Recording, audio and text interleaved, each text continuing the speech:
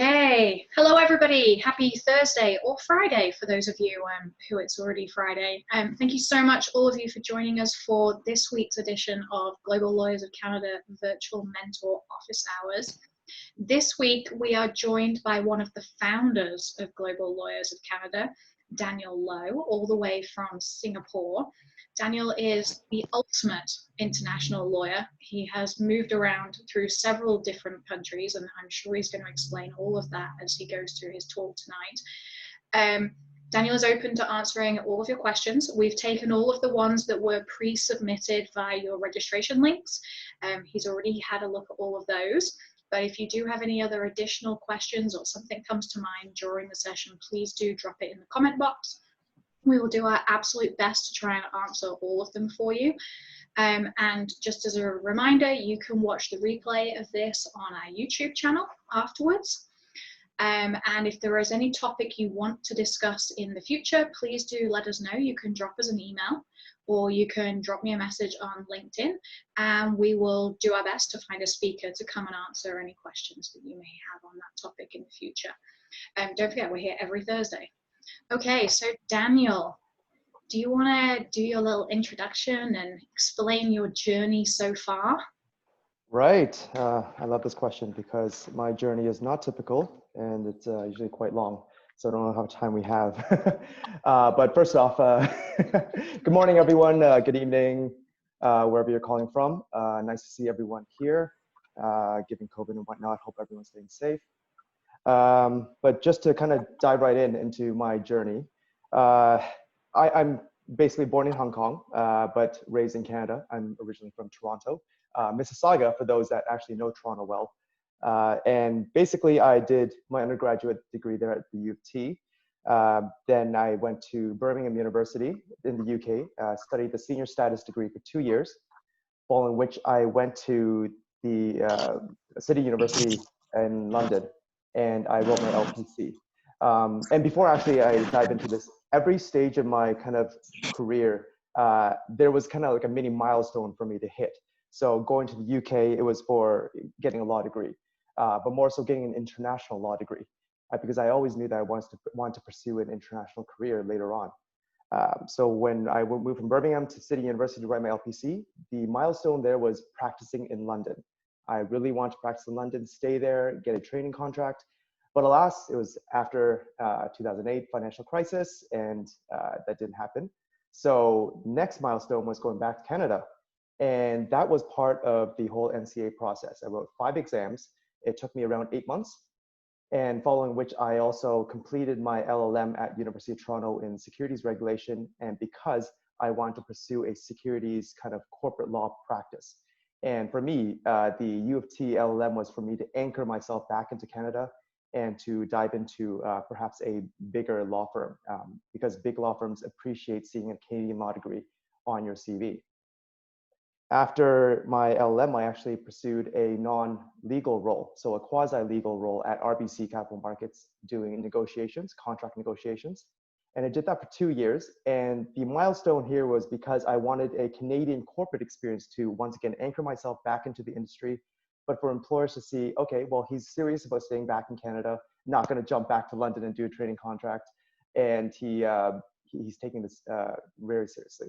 So that was the intent of the non-legal role. But after that, I pursued my training contract at Dentons in Calgary.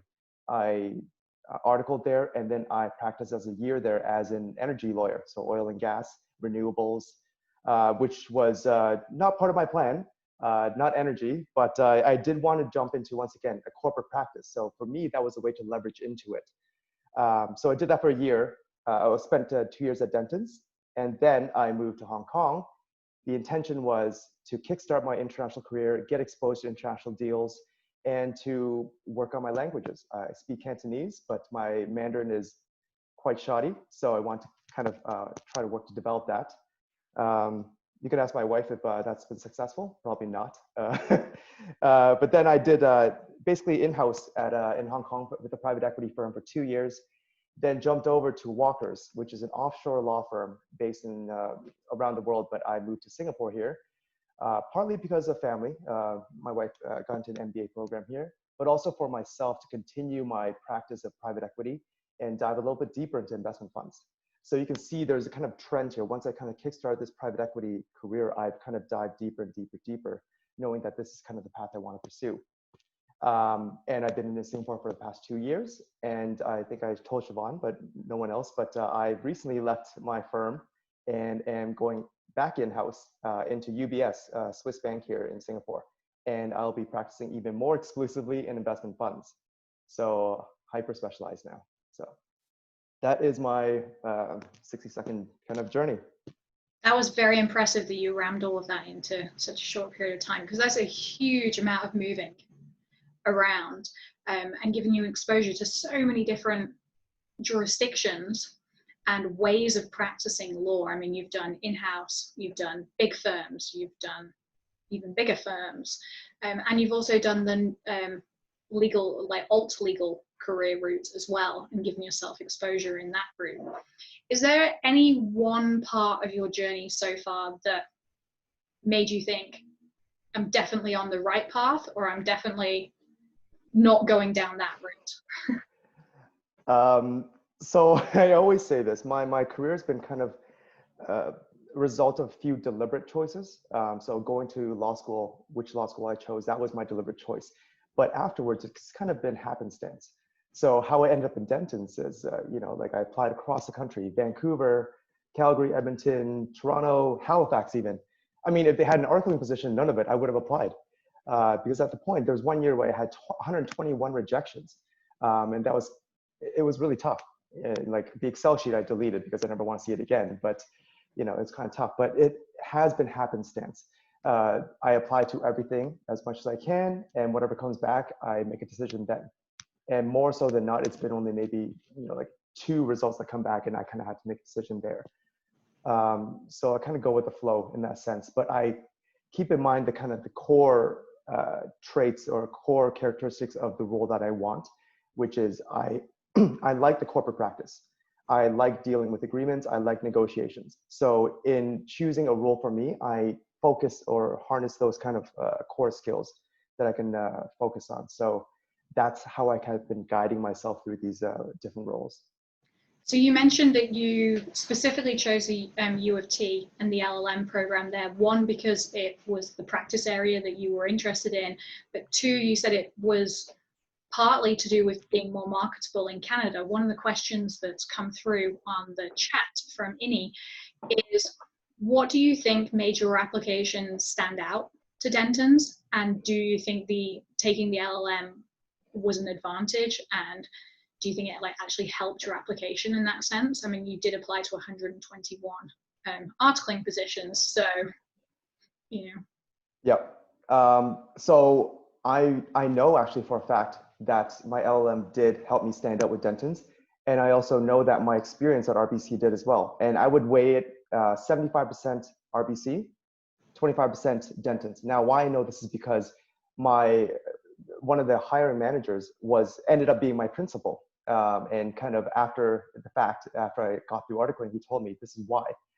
He told me that my work experience was actually very important to him because it showed that another company, a major company, has vetted my background and has kind of approved that, okay, you know, you're okay, you can actually do this work. So it's leaning on the vetting process of another company that really was valuable for these major kind of law firms that are not familiar with my work experiences in the UK or not familiar with my law degree in the UK. But addressing that point, the LLM helped because Canadian employers are lazy at best. So when they see, you know, University of Birmingham, they're like, okay, this is Birmingham, US, Birmingham, UK. Sometimes they don't even want to bother, right? Or even Leicester, they're like, how do you like Leicester? You know, like, they don't take the time to understand. They don't understand the process of 2-1, 66%. You know, that's a 2-1, not a failing grade. So seeing a law degree on your resume will help them familiarize, especially if you go to a law school like U of T, Osgoode, you know, Western Queens. They're highly reputable and they have alumni from there. So it's easier for the partners that graduated from Osgoode to say, oh yes, okay, so I've been to Osgoode as well. I know the curriculum. I know that it's a solid program. So it's familiarity, it's comfort, but it's also marketing and branding. But I would say that work experience at a major Canadian corporation, a major Canadian company, is much more valuable than in the LLM, but both are part and parcel. Yeah. That makes perfect sense. And yeah, and having that alt legal position, so even though it wasn't as a lawyer, it was still relevant to the career that you were trying to produce at the end of it. So it was a tangible reason. It wasn't like just you'd got a job doing anything. Yes, yeah. And as I said, I kind of followed my skills that I was kind of trying to pursue. So negotiations, corporate law, contracts, that kind of path. And banking, ultimately. And banking, yeah. Ultimately. Perfect. So in your opinion, this was a question that was previously sent in. What's the scope for first generation lawyers? And do you have any tips for how to design a roadmap of a journey to becoming an international attorney? Now, you kind of touched on this because you were very structured in terms of like, you know, your movements and the reasoning behind your movements. But for someone who's a first generation lawyer in particular, so maybe they don't have that background knowledge of what it's like to be a lawyer, to be a professional, you don't necessarily know any other lawyers. Do you have any tips, tricks? Yeah, well, I am also a first generation lawyer. You know, my parents came from Hong Kong. You know, I never did kind of these professional roles. So I had to navigate it myself. So it, obviously with internet now, it's much easier. You can Google, you know, I think actually the most valuable thing is actually to build your network. And I know everyone says network, network. What does that mean? In this kind of day and age, I think it starts from online. I think I've been heavily on LinkedIn. I don't cold email anymore because I think people start to associate email with basically text messaging. They can ignore it. So LinkedIn has become the new norm, the new platform. I would rely heavily on that. And even I wouldn't be so scared as to say, oh, you know, like I don't know this person, I probably shouldn't add them. Well, the whole point of LinkedIn is to make connections, right? If you want to make friends, you move that to Facebook. Different platforms have different purposes. So I think LinkedIn should be used for that kind of purpose, connecting. People are there for a reason, right? So as a first generation lawyer, connect as much as you can, whether with lawyers, with non-lawyers, you never know. Just build out your network. It will help you in the long run anyways, because you don't know if any of these connections will be your clients later. So first step is to kind of build out your network. The second step is actually reach out to those that have done what you want to do. So, you know, if you kind of want to follow the Asia path, reach out to me. I can give you kind of concrete advice. Take a look at websites on law firms that you want to get into and look at the paths of lawyers that have done this in the past and reach out to them. Once again, kind of pick their brain and see what they've done and say what they recommend and don't recommend. It always helps to ask someone because they may give you kind of nuanced answers that you wouldn't get from their online profile and whatnot. And also it puts you in a good spotlight because if you were to engage with these lawyers at this stage and later on, a year down the line, 2 years down the line, you're applying to the same firm, say, hey, so-and-so, I actually spoke to you a few years ago. Happy to reconnect. I'm actually applying to your firm. Would you mind actually, you know, speaking a little bit more, give a referral? So there is huge power in having that network and building that out, planting the seed early. Do you have any tips on how you personally have used LinkedIn? Now, I know you talked about this in your article recently that you did with Global Lawyers Connect. I know we've talked about it in the past and we've also done sessions on here, but how do you specifically use LinkedIn and suggest that other people might want to copy your style? Yep. So I've only recently learned how to use LinkedIn properly. I've traditionally been using it as a CV, as everyone kind of does. But I've spoken to a friend in marketing. He was saying, actually, this is how you should be using it. So there's a spectrum between aggressiveness and kind of not so aggressive. The not so aggressive way is basically just to add people. Add people, add a small note. Thank you for connecting. Be specific with who you're connecting with. So curate your audience. If you're in construction law, add construction lawyers in all ranges, like the senior kind of partners all the way to the juniors. But curate your audience, add kind of construction professionals, right? That way, when you kind of post relevant articles or relevant opinions about that topic, you'll have more interest with your followers. So first thing is, once again, to build that, curate your audience, build that kind of following. The more aggressive way, and I prefer this way because I think LinkedIn should be used actively, is to become what they call a LinkedIn opinion leader. So what that is you, given a practice area that you focus on or an area. So for me, I really thrive in talking about career consulting or career growth, career advice. So I post a lot about that, and I add basically trainees, a lot of trainees, articling students, NCA students that I can help. And I curate my content to provide, say, CV advice on Tuesday. And then on Wednesday, I talk about articling applications, that kind of thing. Be structured in what you do, but also, once again, create the content that's geared towards your audience. And for me, I post at least 3-4 times a week in order to get that traction and for people to kind of like or share the articles. And then basically more people will come in, and that way more people I can help and more people I connect with. So I think with the LinkedIn connections at around the 3,000 to 4,000 range, you'll start to get organic connections with people kind of reaching out and asking for advice and this and that. And that could be with clients reaching out for, that kind of thing, or even employers to say, hey, actually, you post quite a lot in construction law. We're looking for an articling student, right? That's how you build a following. That's how you build presence. Great tips. Hopefully you guys can go and put that into action. We had a question from Sujin. Sujin, do you want to unmute yourself and ask your question? Because this is a great segue into our next sort of topic on recruitment and networking.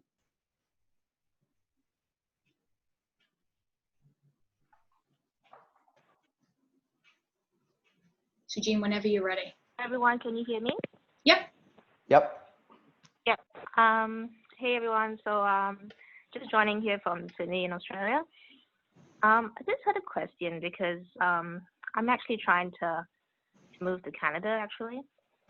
And where I am is that so I've got a bit of a little bit of history as well, in the sense that my law degree is actually in the UK. I qualified and have practiced in both Malaysia and Australia. And obviously I'm seeking to, get qualified in Canada as well. So my question is, when applying for jobs and articling positions in Canada, how do they view other law firms? How do they view your experience in other law firms in different countries? Are they equally as apprehensive of overseas qualifications, or is it just something like, something that they're unfamiliar with and they're not willing to consider your application, things like that? Yep. So I can kickstart this, Siobhan. Go for it. Yep. So I think that your experience abroad is still relevant, especially if your practice area is relevant to the practice area that you want to do back in Canada. Having said that, with Canada, as we said, it's a smaller market, so familiarity with law firms and brands and whatnot will be rather limited. So if you come from, the bigger the shop that you're coming from, the more recognizable. But, like if you're wanting to practice finance law or banking law at a major shop, coming from an Allen Overy or like Linklaters would be helpful. But if you're wanting to practice family law, not so much. They don't look at the law firm per se, but look at your skills and your years of experience. But having said that, articling applications its criteria is up in the air, really, as we all know here. So it really depends on, how you package your application, whether they feel that you have enough quote unquote Canadian experience. Everyone focuses on this Canadian experience. So once again, I use my RBC experience and my LLM to anchor me into Canada, to show commitment to staying. So it really is up in the air. It really depends on, like if you want to apply to big firms or small firms, mid-tier firms, in-house, right? Yeah.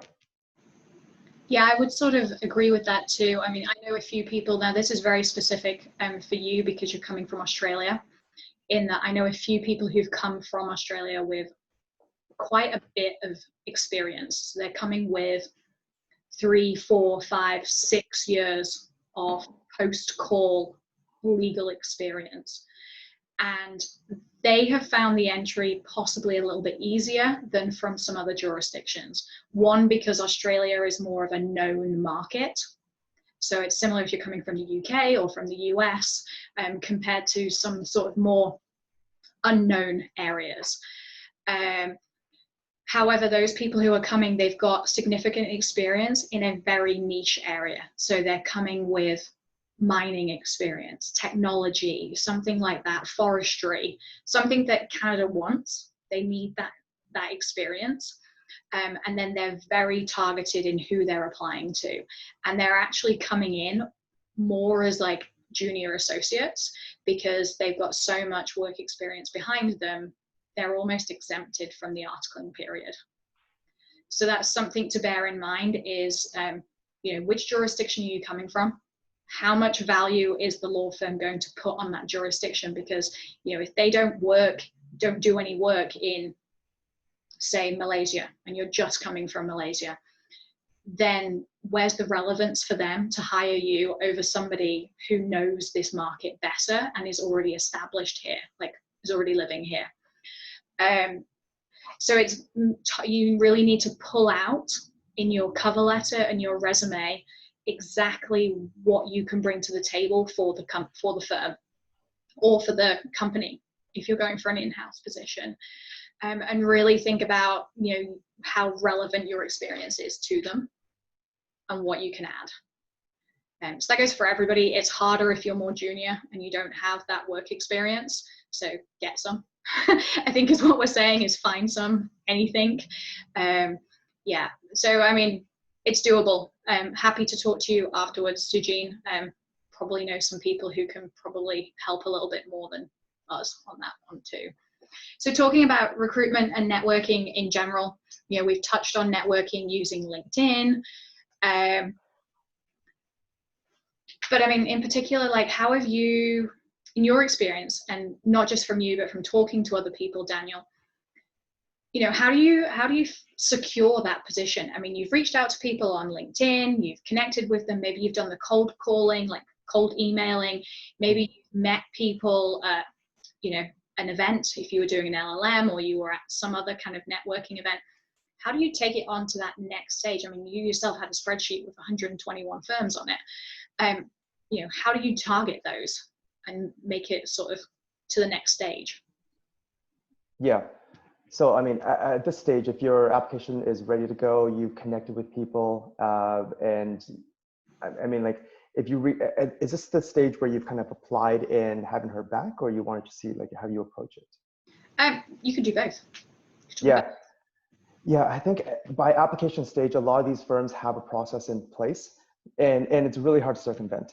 So if you've networked, you've tried your best, and you have someone on the inside refer you, that's always the best, because law firms and in-house companies have referral programs.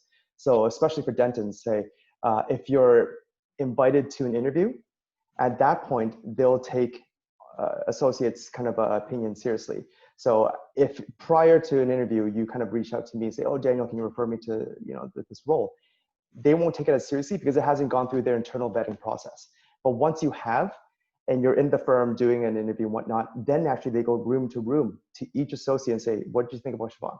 You know, do you think she was a good fit, this and that? That's when our opinion matters. So that's why I said networking early and having those touch points in those firms or companies is important for when you get in, right? Same with companies. They have internal referral programs that will bump you up to a referral list, right? So it's good to be on that list versus the general list. But I think, yeah, at that point, it's really up to the vetting system, and then you kind of get through.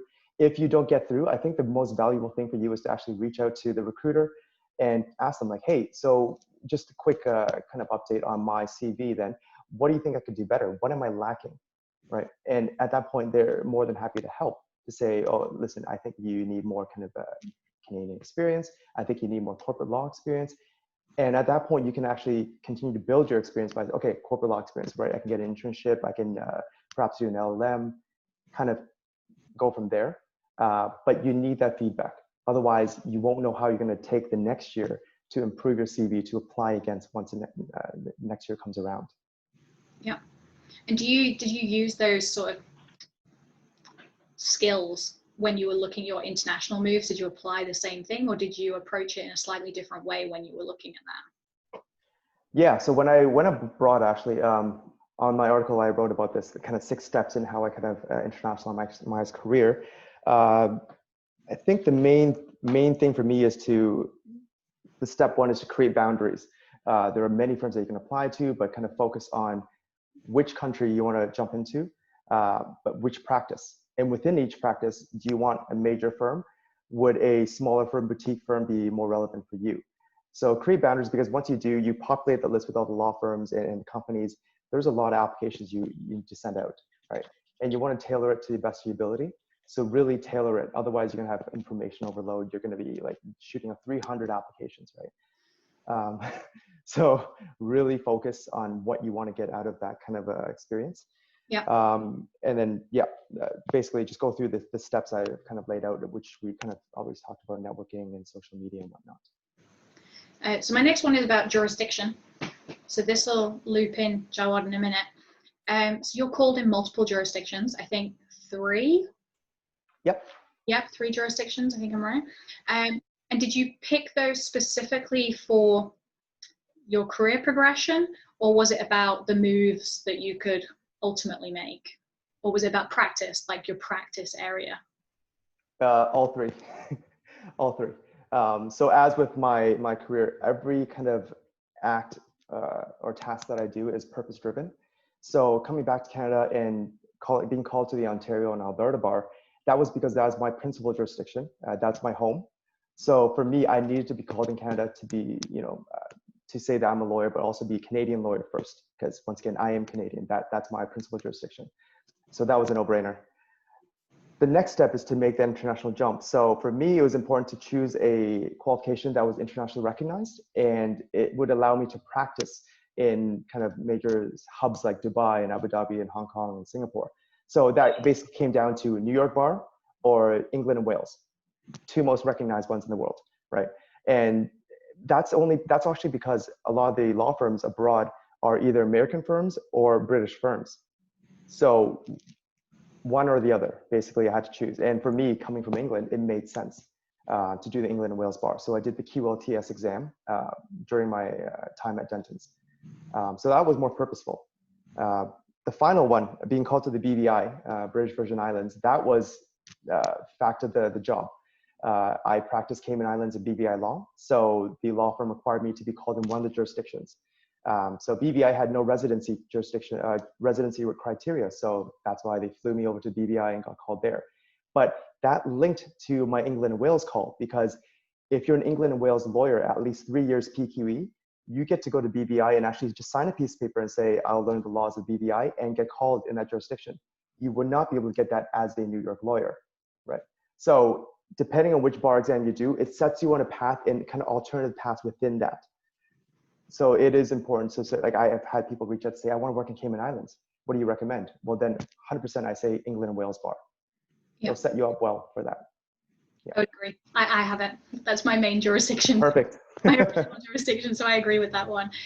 Jawad, do you want to ask your first question first? Hi, Daniel. Sorry, my internet is a bit sketchy today, so I'm going to make this as quick as possible. Basically, I wanted to know how much your experience, how much opportunity did you find in Calgary while working at Dentons to do inter-jurisdictional work? Was it exclusively local work that you did, or was a large element of your work inter-jurisdictional? I think nowadays it's going to be hard for you to find non-interjurisdictional work because we're also connected. So I know that within my group, Energy Transactions, we did a lot of deals with the United States, with counterparties there. But also we have an international arbitration practice that I was involved with briefly that dealt with parties from Kazakhstan or parties from Singapore. So I think that with every practice now, you're going to see a lot more international scope. So yeah, even kind of like litigation, you'll see litigation files in Canada coming from China, coming from wherever. So I think that there is scope for that, and that's why being an internationally trained lawyer, I think there's value in that, and having experience in a jurisdiction that the firm practices in is very valuable. So we've had like an associate that came from Mexico that was in oil and gas, and we did a lot of deals down in Mexico. So for her, having the language, having the Spanish skills, and also having kind of the exposure to the Mexican oil and gas market was very valuable for the firm, right?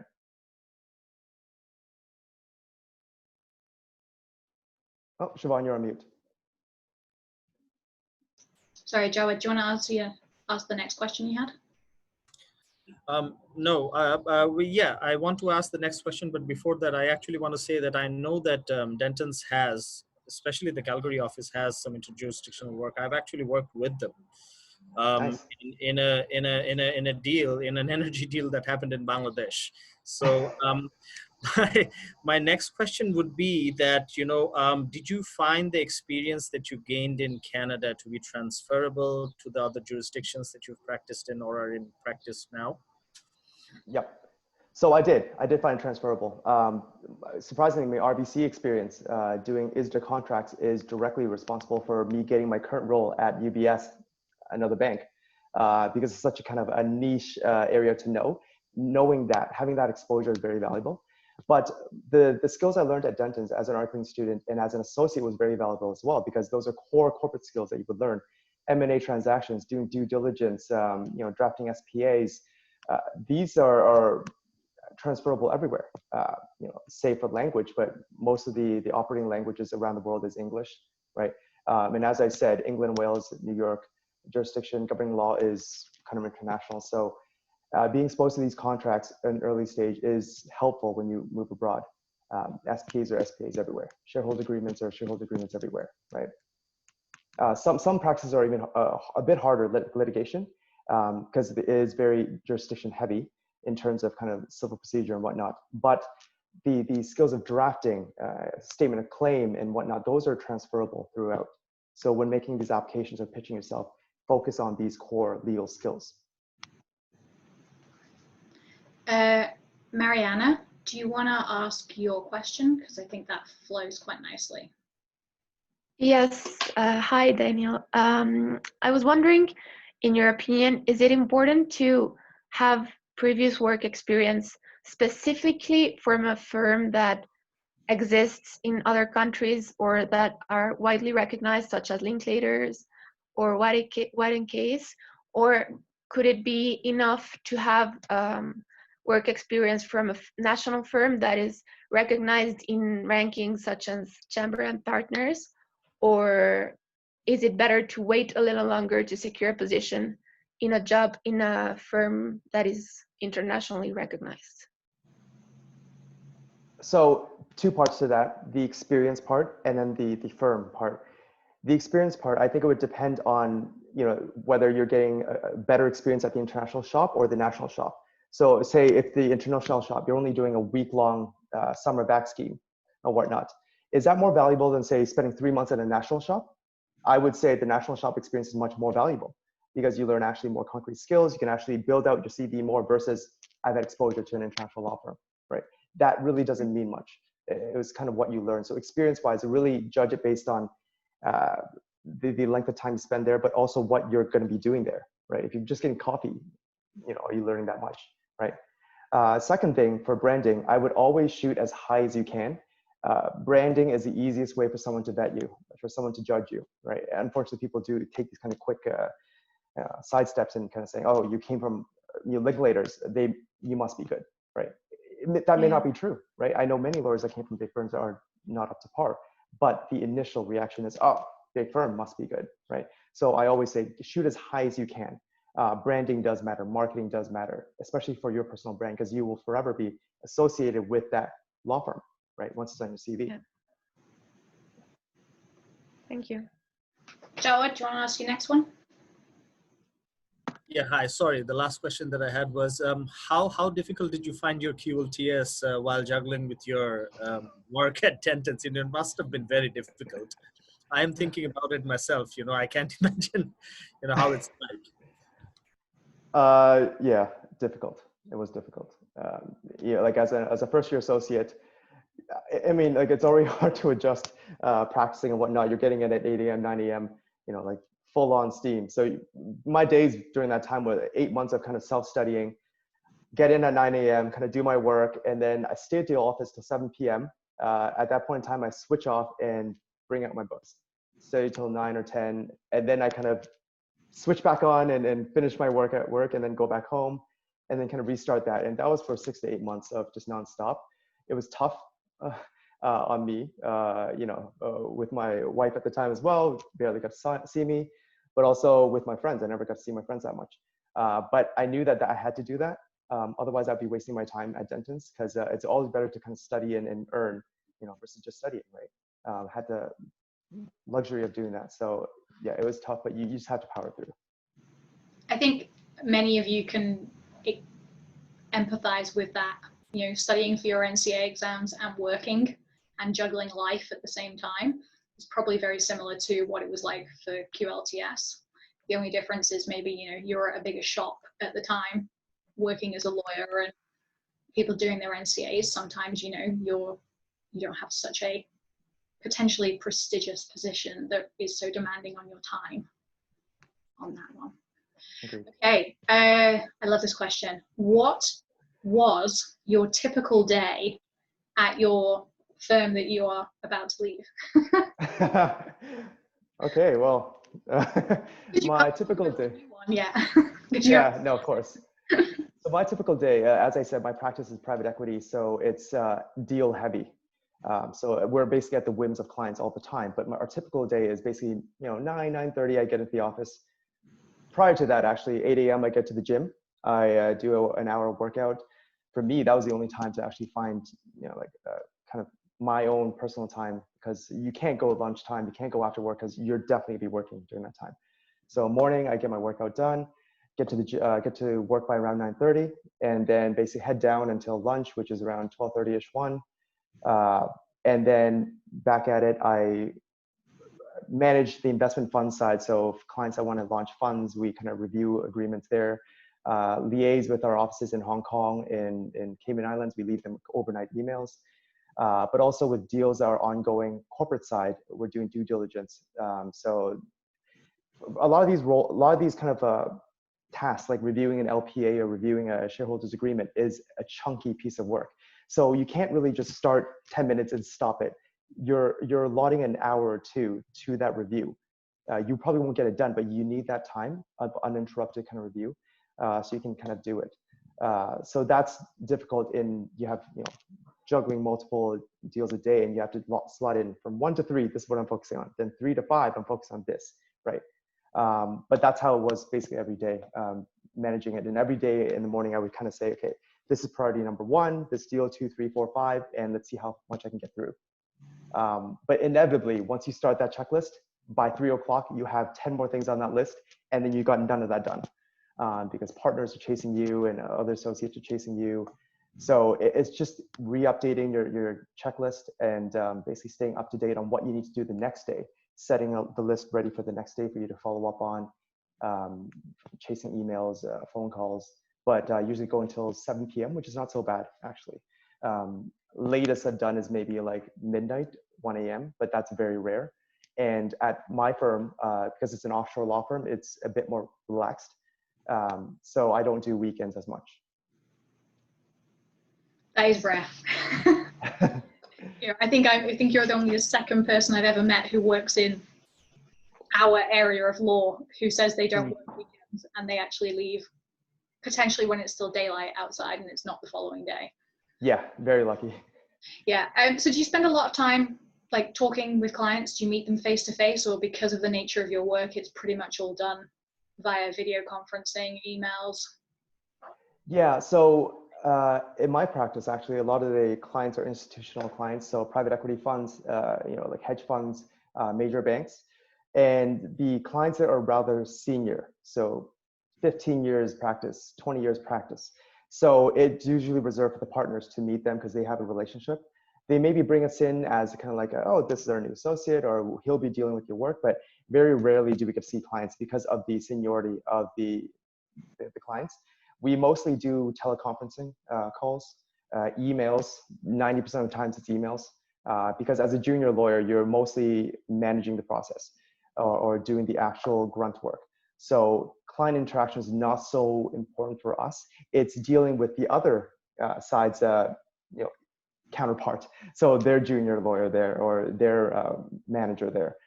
So building that relationship is very important for me versus actually dealing with senior partners. Because on a Friday night, 5 p.m. when I need something done or sending something over, that's the person I'll be calling to chase, not the partner. right? Yeah. Yeah. And sort of spinning on from that, so obviously project management is kind of key really for you to make sure, you know, you're not missing deadlines, you're keeping track of everything.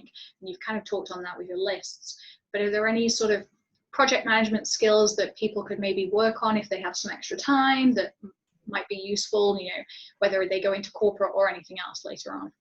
Yeah, two practice management points that I've always done was very important for me is first off, your Outlook inbox. Very important for me. There are two types of people. People that need to clear it every day or else they go crazy, or the others that can leave 2,000 something emails in there and, you know, won't bat an eye. I'm the former. So if I have one unread email by the end of the day, I will go crazy. And if they're not, I always create subgroups. So based on the deal that I'm on, I pull the emails in, and within emails, I say, you know, like a transaction document emails or just correspondence emails. For me, that's easiest because when a partner asks me, Daniel, I need you to pull out the correspondence from April. You said something to this client about so-and-so. You're like, what on earth are you talking about? You know exactly where to go. You filed it properly. If you don't file it properly, it can take you an hour to find that email. And that's a waste of your time, waste of the partner's time. So I think it's very important to allocate your inbox properly, create rules. So if you know, you get firm emails every day, that's a daily news alert. That's not really important to your deals. Create a rule saying any emails coming from daily news alert will drop into this email. That way it doesn't clutter your inbox. So I think that's really key. Second thing is managing your day-to-day, your deal flow. So I've always had an Excel spreadsheet opened, and I create this myself in every company. The deal, date that it was started, kind of like the details of the deal, where it's at, the key contacts at on the other side, and status updates, deadlines, what I need to be doing, because that way you can see in one chart where you're at with things. You know, color coded. So green ones are your ongoing progress, red ones are overdue, deadlines have passed. It's for you to kind of manage your deal flow. And actually, many times I print it out and I actually show the partners, and they actually use my deal flow list and say, okay, let's continue with these, and yeah, good keeping track, basically. So those are my two key practice management tips, I would say. Excellent. I'm literally just using tasks and reminders on my inbox, but yours is working. And also scrappy pieces of paper. I'm a huge fan of Post-it notes all around my monitors. Oh, same. Yeah, if you could see it, it's literally just all yellow around the outside of the 3 monitors that I'm seeing in front of here, with like where I'm up to with each deal, who I'm talking to and things. So there was a question. Jawa, you had another question. Hi, sorry, another one.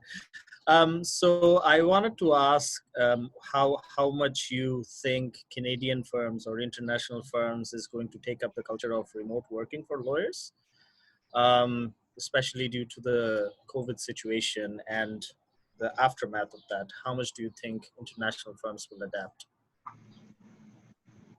From my experience here, actually, I'm going to say rather slowly, because law in general, as an industry, as a practice area, has rather been reluctant to change. They don't really champion change, right? So for instance, at Walker's here, we still work on desktops. We don't work with laptops. You know, many firms now, or even like big 4 accounting firms, consultants, they have laptops and you can dock it at work, which makes sense. You can work from everywhere. My firm doesn't do that. So that's tricky when we transition onto work from home, because we can't bring our desktops, we can't bring our 2 monitors. At home, we have to use our personal devices and use Citrix, which is a program that I think a lot of people use to remote in. I mean, it's shoddy at best. Some days you're waiting an hour to log in, right? So had we had our own laptops, we could probably work faster, right? So I think, yeah, major firms will be reluctant to change, especially when we go back to normal. It's like, well, I mean, that's fine, right? Like it worked before, it works now. They may implement things like, you know, better servers for you to remotely log in.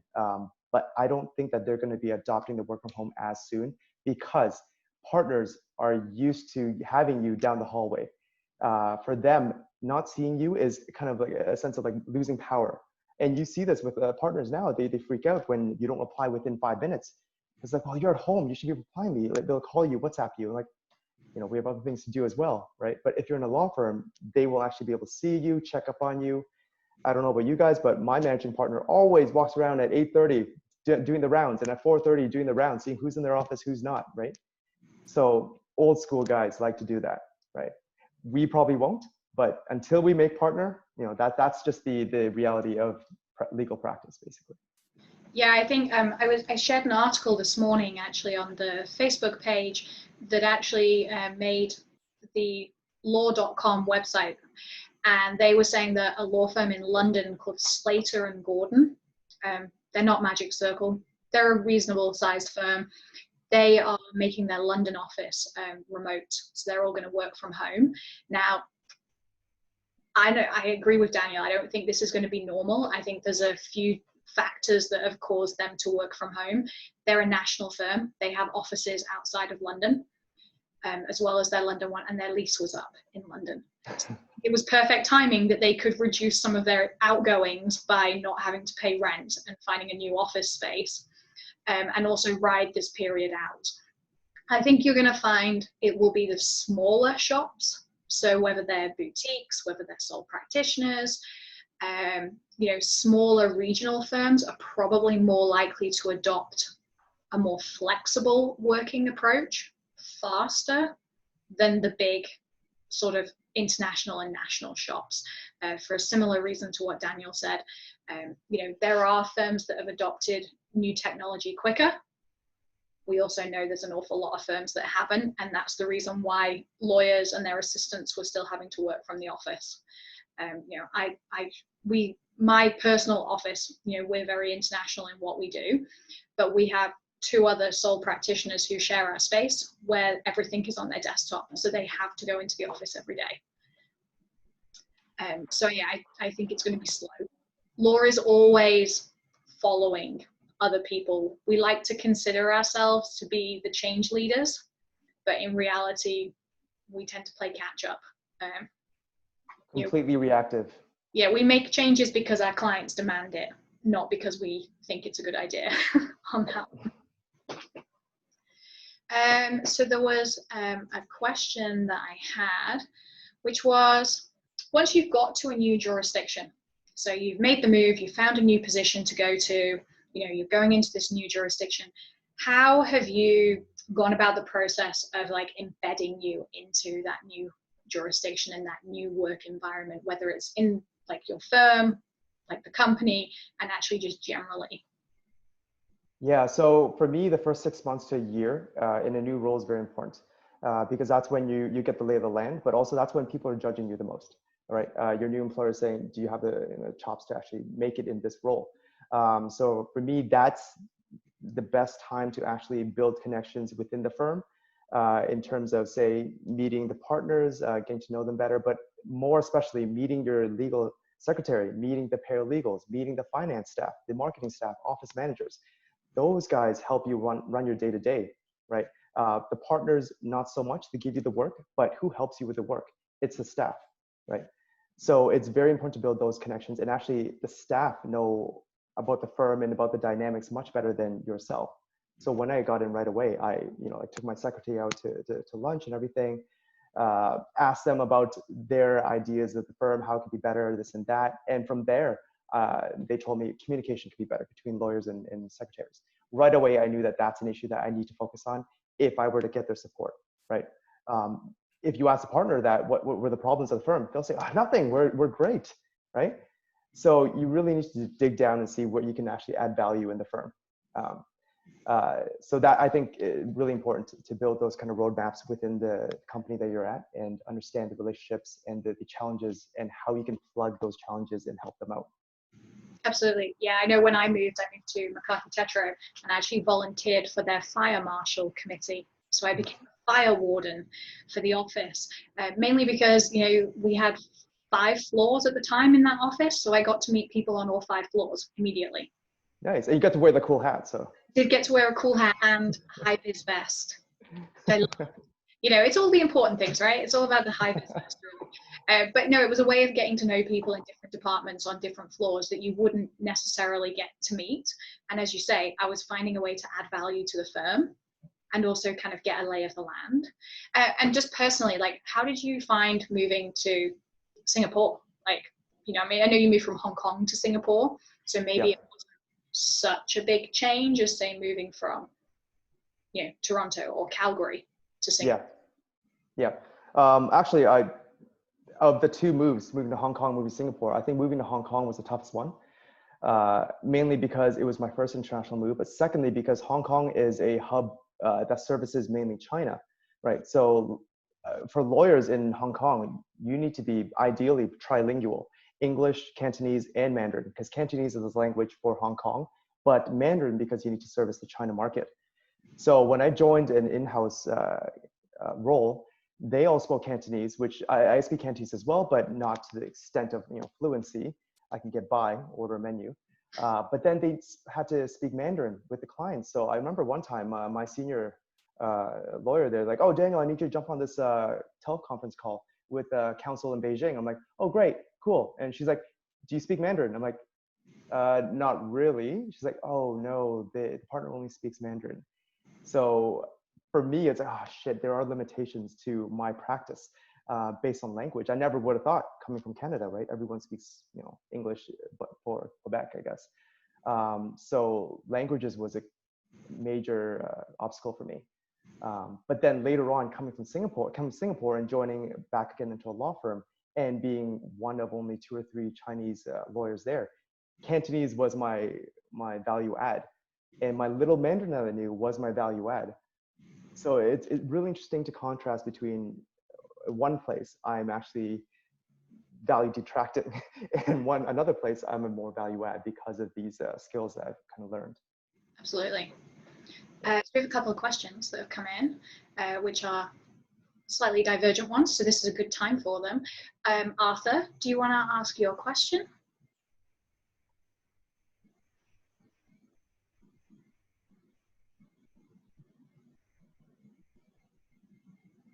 Okay, I can say good morning because it's almost 2 a.m. here. Okay. Well done. I'm very impressed. You stayed up or got up very early for us. Thank you. I really like, that's why any time that I'm available, I will participate. Okay. So my question is, what are the areas in which law firms recruit the most in Canada? For internationally trained lawyers or just in general? In general. It really depends. I think Canada is big enough to have every sort of practice that you want to practice in. But obviously each province has a specialty. So say in Quebec, they specialize on healthcare and technology, IT, right? Same with Ontario. Ontario is growing to be a tech hub, especially Toronto and Waterloo, kind of Kitchener region. But also it's our finance hub, having Bay Street in Toronto. So if you're practicing banking law, kind of M&A transactions, that's very key as well for you to jump into. Alberta is our equivalent of Texas. So we practice a lot of natural resources and oil and gas law, right? Vancouver is both a tech hub and mining hub as well, as well as a financial hub as well. So kind of all inclusive as well. So it really depends on what practice you want to do. Litigation is throughout the country anyways, right? And if you want to say maritime law, perhaps Halifax is probably best for you, right? It really depends on your practice area and then the province that actually provides that service. Thank you very much. Yeah, and I would say that the majority of international companies have their headquarters in and around Ontario. And that's starting to change. There are more international companies putting a headquarter outside of there, but the majority still are in and around Ontario. So if you're wanting to work for a big multinational corporation in-house, you're going to find predominantly that their main legal team, in-house legal team, is based in Ontario. They're now starting to put more satellite legal teams around, but they're very small. And so, you have less opportunities on that one. So that's just something to keep in mind if an in-house with a big multinational is something that you're interested in. Nicholas, do you want to ask your question? Can you talk or do you want me to do it?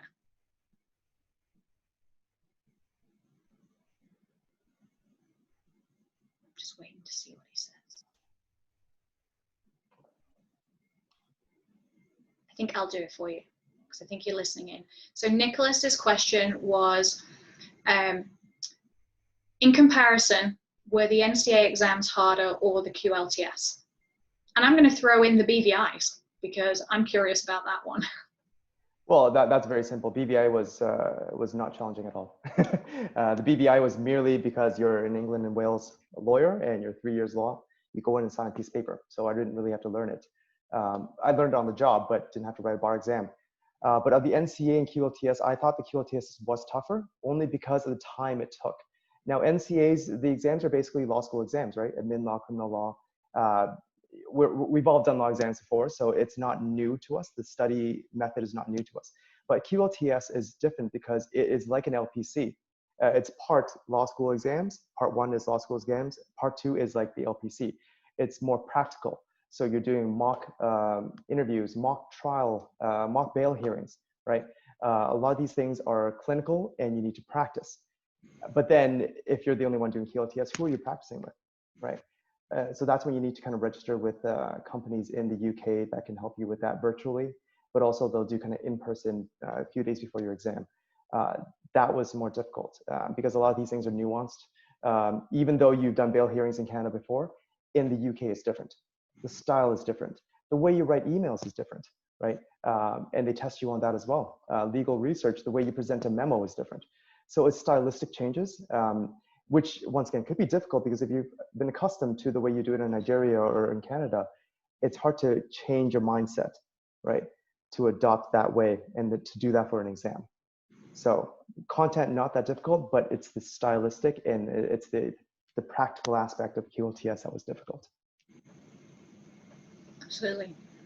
Nicholas, hopefully you caught that. Does anyone else have any other questions for Daniel about any part of his journey, anything to do with qualifying in any jurisdiction that he's qualified in or elsewhere? So actually, Siobhan, I see there's an email from Jean regarding key challenges moving across jurisdictions and whatnot. Yeah. I can address that. Go for it. Yeah, so perfect timing actually for me to pivot into this great little chart that my wife helped me come up with. Basically, if you guys can see here, 3 kind of areas for basically making an international move. There's challenges of geography, challenges of industry, and challenges of function. So, you know, everyone is making this geography change here. Some may be kind of doing a different industry, moving from oil and gas, private equity and whatnot. Some may be moving from a law firm to in-house. So that's a function change, right? So I drew this out because there are kind of different aspects that you can do to help yourself. If you're making an international move and changing industry and function, that's the hardest bit here, right? And that's what I did. But a lot of things help me. So say making a industry move and also a different country move. An LLM could be helpful because that way you can actually say, I want to do IP law, but I have no experience in IP. Let me do an IP LLM, right? It will kind of anchor me into that practice area. So that will help with an industry and geography move. Function and geography move, so in-house to say law firm or law firm in-house, perhaps doing a secondment at a company would be helpful. Or doing like a 2-week stint at a law firm, right? That will be able to help you in that you can kind of justify to your employer, I want to go in-house and I've done a 2-week secondment at an in-house firm. So I know how it's like, right? But overall, I think geography move, a bar exam would be one of the instances where I say would be helpful. If you're trying to move to say Abu Dhabi or Dubai and want to practice international jurisdiction, so New York or England and Wales, a bar exam would be helpful for that. So once again, if you're in the middle here, if you're trying to make a move with these 3 challenges and you're trying to target this, maybe all 3 options could be helpful for you, right? And this is just an example, basically things that you can do to help you make the move easier. That's great. Inni, do you want to ask your question?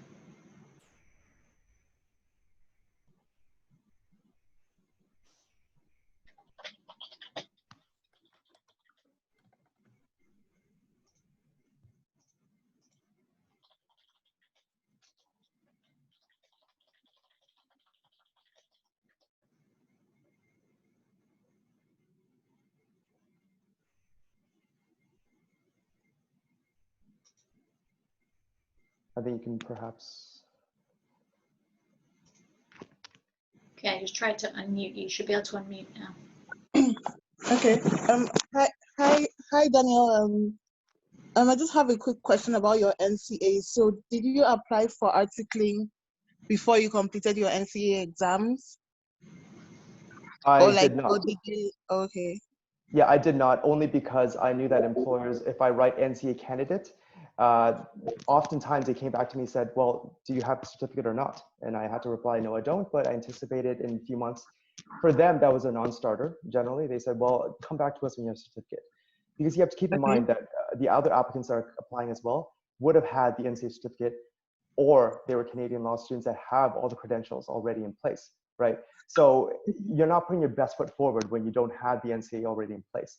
Now, this is different if you say you know the employer and they're willing to kind of wait it out or waive it for you. But for most times when you're applying to a company and whatnot, saying that you're an NCA candidate doesn't really help. Because if you're going to reapply again, they're like, oh, well, do you have your certificate now, right? So I would always say apply after you get your certificate. And even you may consider after you write your, say in Ontario, barrister and solicitor exams. So that way, for the law firm to see, okay, so you've done all these things, these prerequisites, we don't have to guide you through it, or we don't have to wait for you. You're ready to go, basically. Okay, thank you. Mm-hmm. Yeah, and if you're applying in BC, obviously you can't do the barrister and solicitor exam until you have an articling position and you've signed an articling contract with somebody. So you're unable to do those exams. But what you can do is you can apply for any exemption to articling. So for a reduced articling term. So if you're entitled to that, or you think you might be entitled, apply for that. Actually spoke to the Law Society, they confirmed you can put in an application for that as soon as you get your result, well, not your results, but when you get the from the NCA, when it comes back and it tells you how many exams you need to do or what courses you need to do. Okay, the assessment. Assessment, that's the one. You can apply for the Law Society at that point in BC. And what they'll do is they'll review your application, put it all on file, and then they'll actually hold it all there until you get your NCA. Then at least you know what the position is going to be for you. And then when you're applying to law firms, you can say, I've had verbal commitment from the Law Society that my articling term has been reduced by 1, 2, 3, however many months it has been. So yeah, anything you can do beforehand to kind of speed the process along and give as much information as possible, I think employers appreciate in any shape and form. I did apply before I'd finished all of my NCAs, but I was. How did that go? I was applying though on spec. I wasn't applying to like necessarily articling positions. I was applying for junior associate positions, hoping that they would take me as an articling student, knowing that I would become an associate soon afterwards. So I was applying for a slightly different route in, where I was trying to basically do what Daniel says, which you shouldn't do, which was circumnavigate the process. That did actually get me to speak to a few different people about it. Just timing wasn't right, so that's why it didn't work out in the end for that one. But ultimately, my articling position was with a firm that doesn't take articling students. So they just treated me as a junior associate who they could bill out for cheaper and pay me less money. Wow. So there's ways and means of doing things, but that all came from networking. And so whilst I was doing my NCA exams, I was heavily networking and introducing myself to the legal community in and around Vancouver, which is where I was based. Thank you. Excellent. Go for it. You can see your hand on. Hi, I just wanted to ask a follow-up question here. I understand from other sessions we did before this that some law firms do take on law students as before somebody has actually finished their NCA exams. Do you think that's a good way to start with a law firm? And if so, how do you go on about it? I think if a law firm is willing to take you before you finish the NCAs, fantastic. And that would be able to kind of secure your articling and give you more security going forward, right? In my experience, that is rare. Only because, once again, Canadian employers don't understand the NCA process. And even if they do, they need to see the actual certificate. There's no guarantee that you'll pass exams, right? So they don't want to take the risk on taking someone that hasn't got the certificate, may never get the certificate, right? So I think that is a risk that employers have to take on. Yeah. But once again, if they can actually get you in while you're doing NCAs, that's even better. I know a few friends that got that. But they got those roles because of networking. So that was different. Yeah. Yeah, again, I know a few people who've done it. It was based on networking, but they'd actually finished or were very close to having finished all of their exams. And they were in that period where they were just waiting for the certificate. So it was almost like a bridging period before they could start their articling.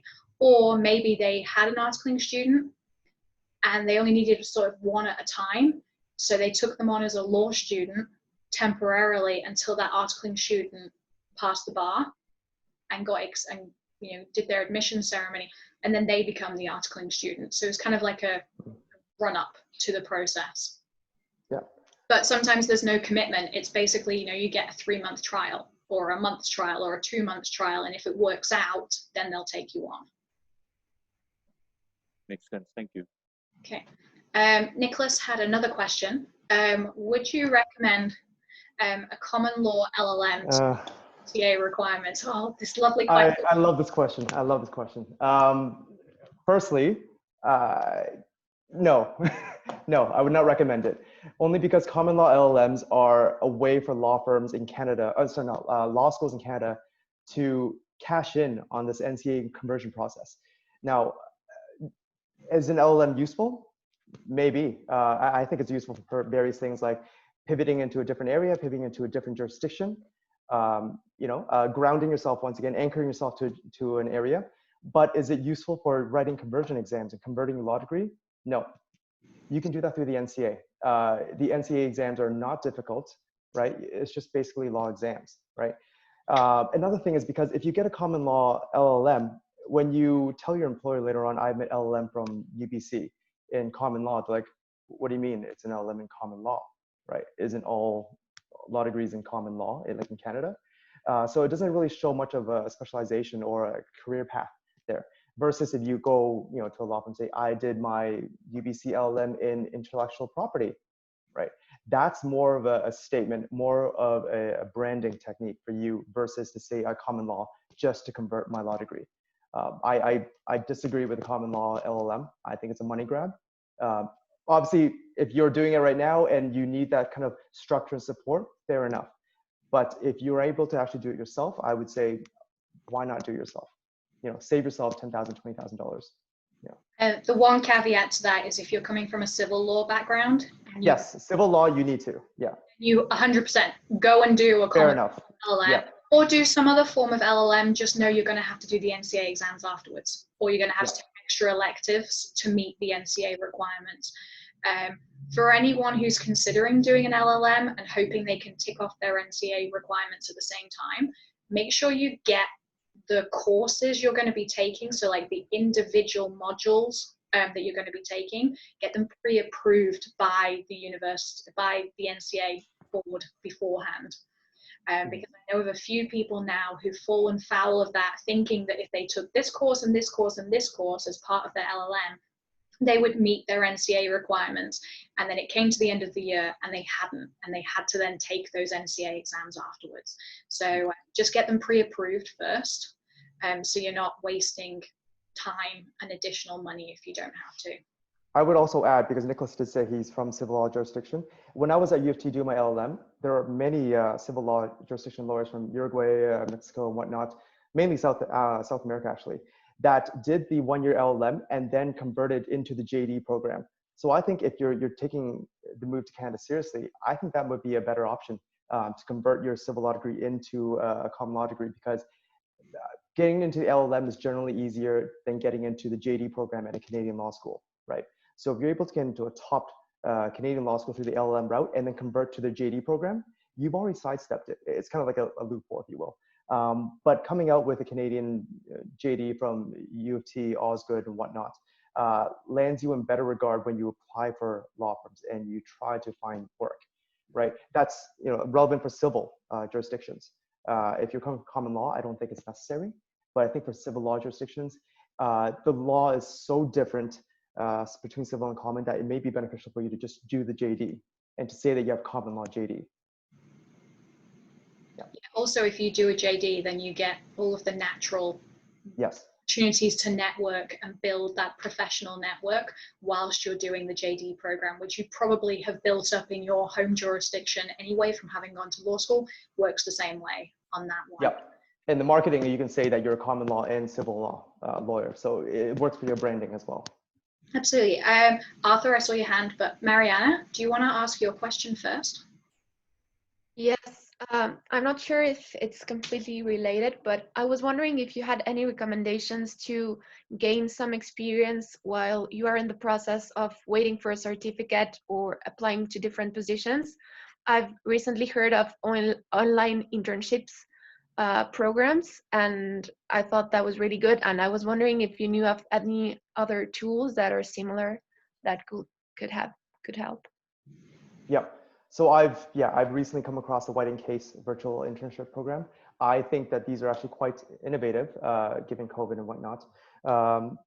And I think it's still new. So I think market sentiment towards those is equating it to more of a Coursera, online courses and whatnot, less so an actual work experience.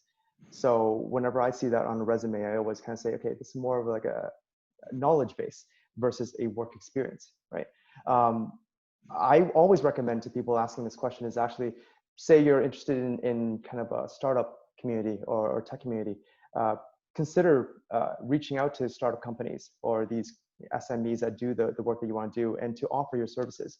Say I'm a law grad, I'm happy to help out whatever way I can. It doesn't need to be legal. It could be anything, commercial, whatnot, but I want to gain that exposure into the industry. And I think having that kind of exposure is more valuable than to say doing a legal assistant role, right? Because it shows that your commitment to that practice area. It also shows that you're willing to actually step out and start building your network early, right? These guys may eventually be your clients later on.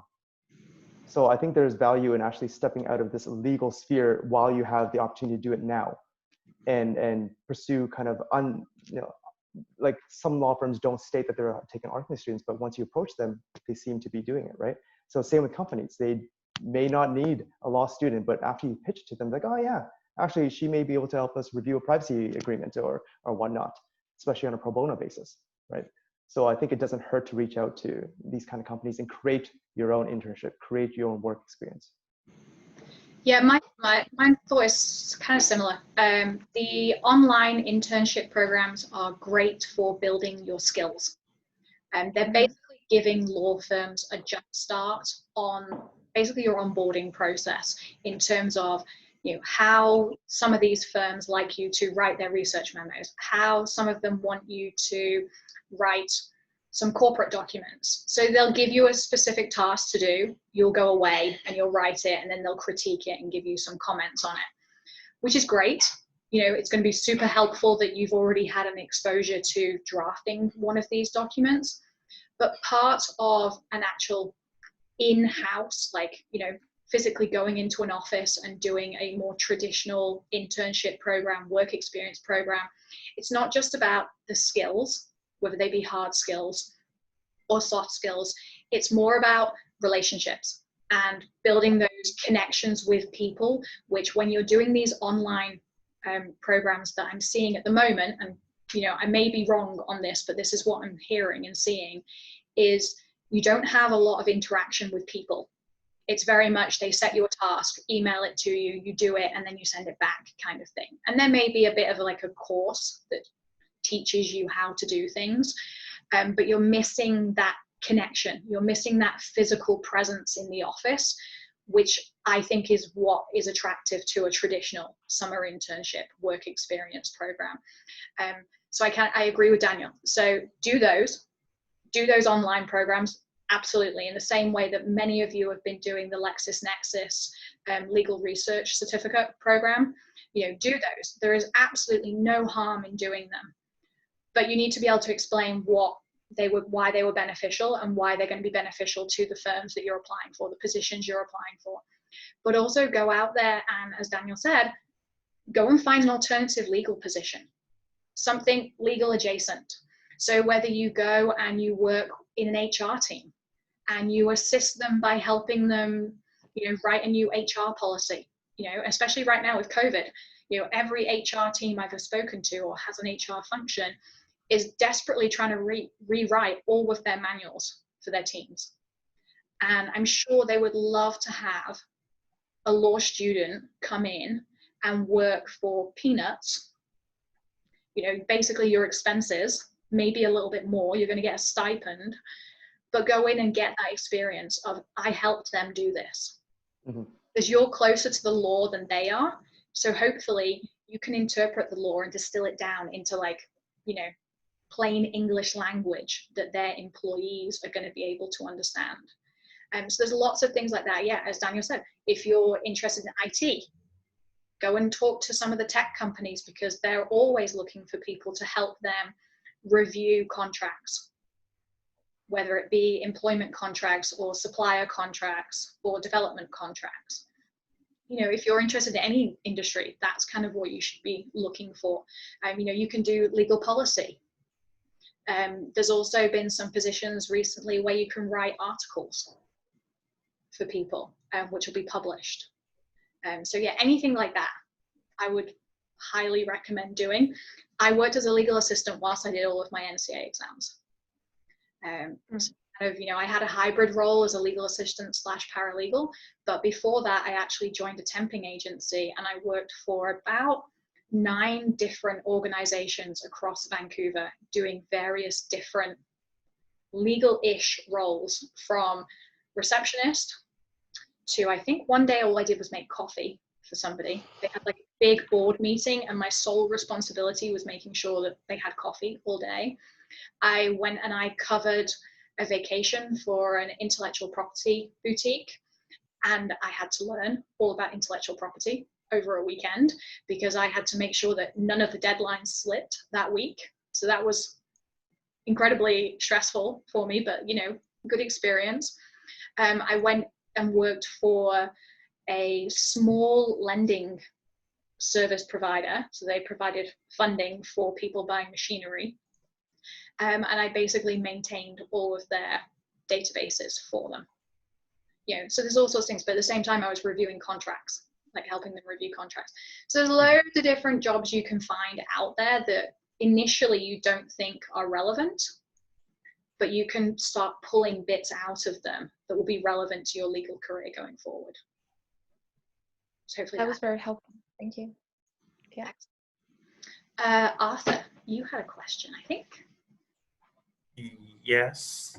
Okay. My question is about the NCA exam. Is it in both languages, English and French, or is it only in English? That is a good question. Great question. I don't fully know the answer to, which is going to sound awful, but I have a feeling they're in English. I think they're in English, but I beg to be proved wrong that they may be in French. The reason for me thinking that is that because it's a common law jurisdiction rather than a civil law jurisdiction, and obviously you speak French in Quebec and elsewhere, but it could be. But the best thing to do for that is to contact the NCAs, so the LFLSC, as they're officially called, and they will 100% be able to tell you definitely on that one. Okay. It should be in both because we are a dual language country. Yes. But I don't know the answer. But I can find out on that one. Anyone, any other questions about the NCA exams, about practice of law, where we think we're going to go in the future? Are you excited, Daniel, whilst people think of questions? Are you excited for your new position?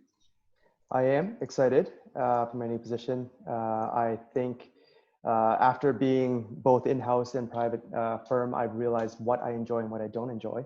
And I think being close to the business having a say in like commercial decisions is very exciting for me.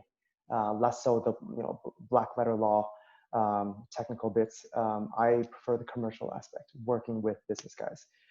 So I'm very excited to start, and yeah, can't wait. It's exciting. Inni has a question for you.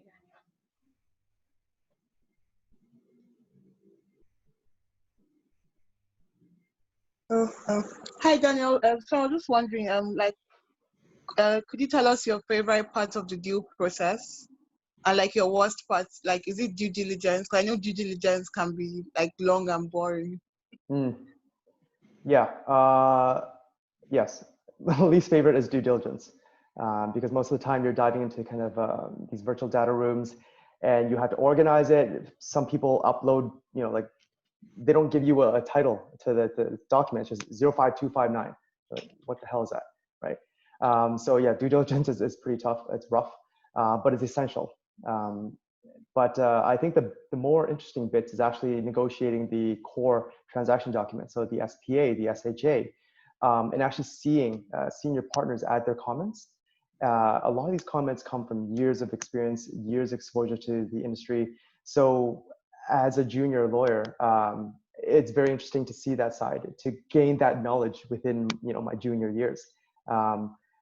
And also seeing the back and forth between what's actually being negotiated, what provisions opposing counsel prefers to change and not change. These things are more exciting bits, because that is actually more practical for your practice later on when you build as well. And that will become your value add later on, like when you train your juniors, when you train your other kind of paralegals and whatnot. So I think that's the more interesting bit, the transactional core document. Thank you.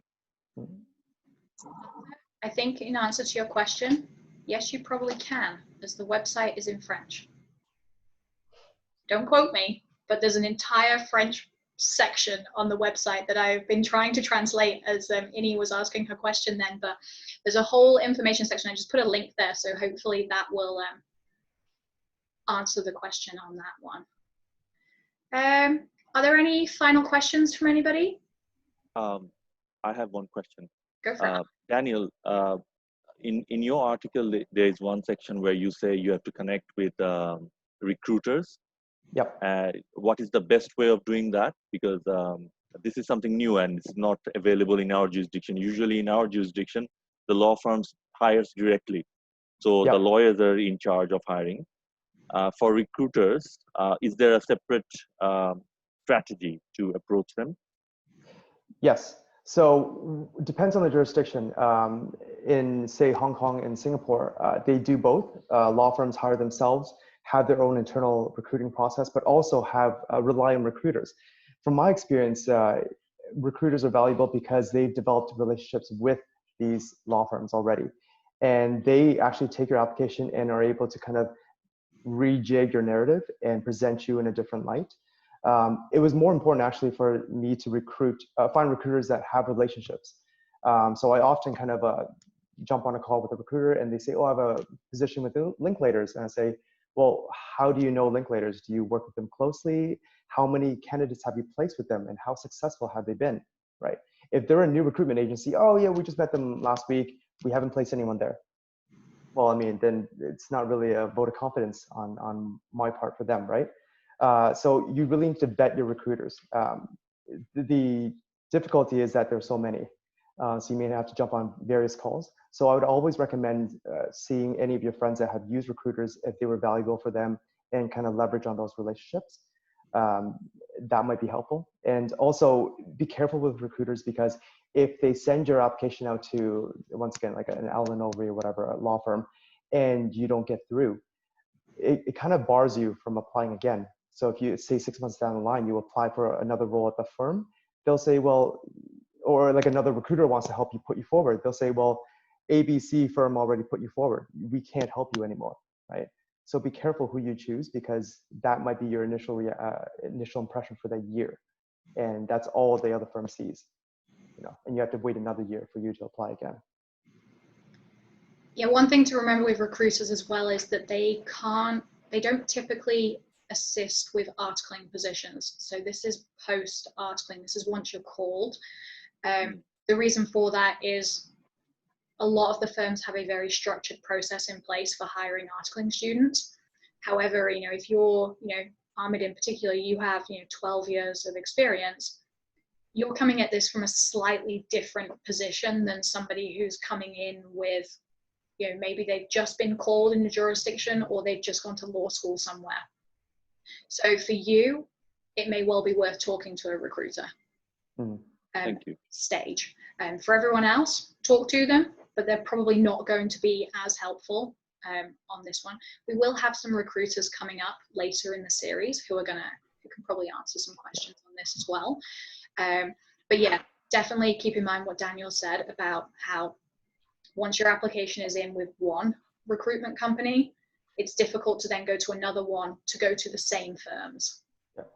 Because there is that sort of commitment that you've made to that one. So do your due diligence. I mean, you know, work out who gets you, like who understands your experience, what you're looking for, and who's going to be able to present the best parts of you to the various different law firms or in-house teams, and can match you with the right skill set. So yeah, play around with them, look at different ones. You know, it's a phone call. You know, in the grand scheme of things, it's, you know, 15 minutes, half an hour that you're going to spend with each one on that one. Thank you. Mariana just came back and said you can do it in French. She actually read the website. You just have to select for the NCA exams. So you can do it in French. So if that's helpful. And if you are, you know, fluent in French, there are always positions where they want you to be fluent in French. Typically you'd be looking at Quebec, Montreal, Ottawa, Toronto, just because that's where the predominantly French speaking communities are. But also don't rule out places like Manitoba and Saskatchewan who have large French speaking communities. So speaking French is an advantage.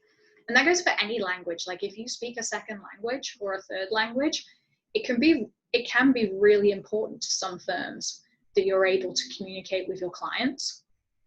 And you know, I quite often get mining documents that come in and they're all written in Spanish. So my 1 year of living in Spain was super helpful in that I can get an overall gist, but I don't understand mining terminology. So there are bits that go straight over my head, but you know, that has sped up the process because we don't always have to call in a translator to translate documents for us, which, you know, if the client doesn't need the whole thing translating, you know, it can be beneficial to them and the firm on those kind of things. So do, like, you know, when you're looking at things, make sure you check, you know, if they work in a particular jurisdiction, highlight the fact that you speak the language, if you do.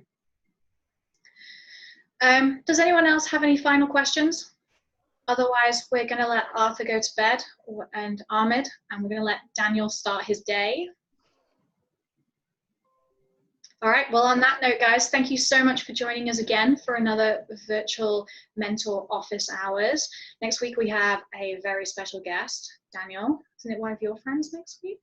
Yes, yes, it is. Yes, so it's one of Daniel's connections who is jumping on to give us some insights. So we're very excited about it. So stay tuned. You guys are already registered, but there's still time for your network to register with us. We will post this onto the YouTube channel so that you guys can rewatch it if you want to. And if you do have any follow-up questions, please do, like, comment, you know, send us a message on LinkedIn. You'll find both Daniel and I there.